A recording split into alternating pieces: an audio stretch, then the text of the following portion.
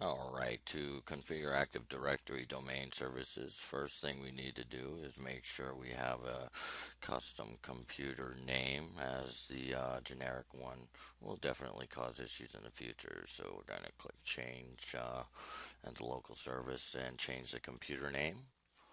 And after making this change, we'll have to go and restart the computer to take for those changes to take effect. So go ahead and click OK, and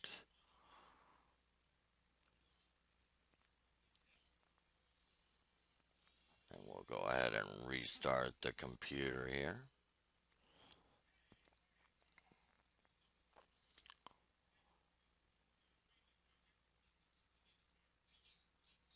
Once we are loaded back up, we'll go into local server and just confirm those changes did take effect.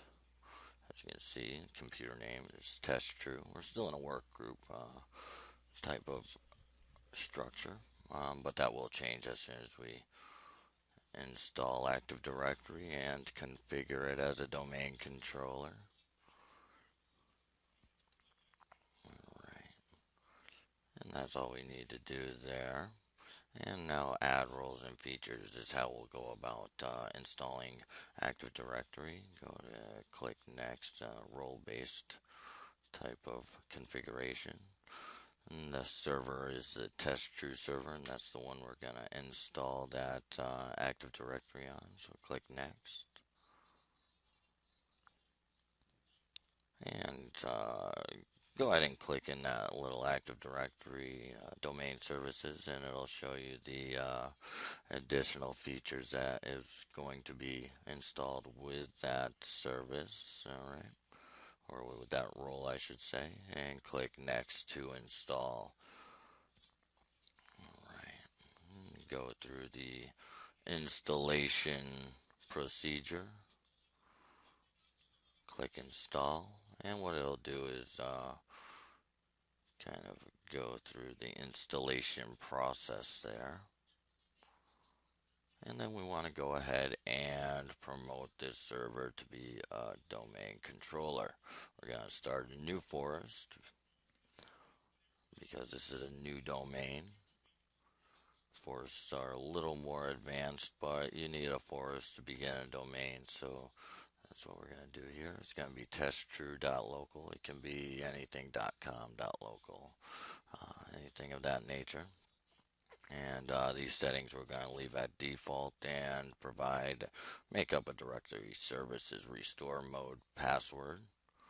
And you're going to want to keep that in mind as to what you've configured that to. And now it's going to kind of go through a preliminary check. And this little error here, you can kind of move forward without too much worry. It's generally a common error you receive. And then your NetBIOS domain name for legacy type of server environments. I think that's pre-2003 server type environments. And so, I mean, there might be cases in which you're going to need it. So we'll make test true 2014 as our NetBIOS name and click next. And we'll leave these configuration settings as a default as well. You can always map drives and things of that nature. It's a little more advanced. We'll just go ahead with all the defaults here and go ahead and click next to confirm that's where we're at and the settings we want. And it's going to go through these, and as long as you don't have any red X's here in the results, you can go ahead and install without any worries. Those exclamations will just cause a restart afterwards.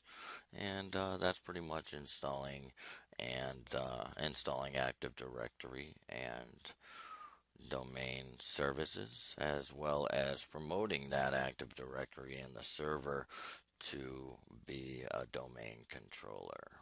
Alright, thank you very much.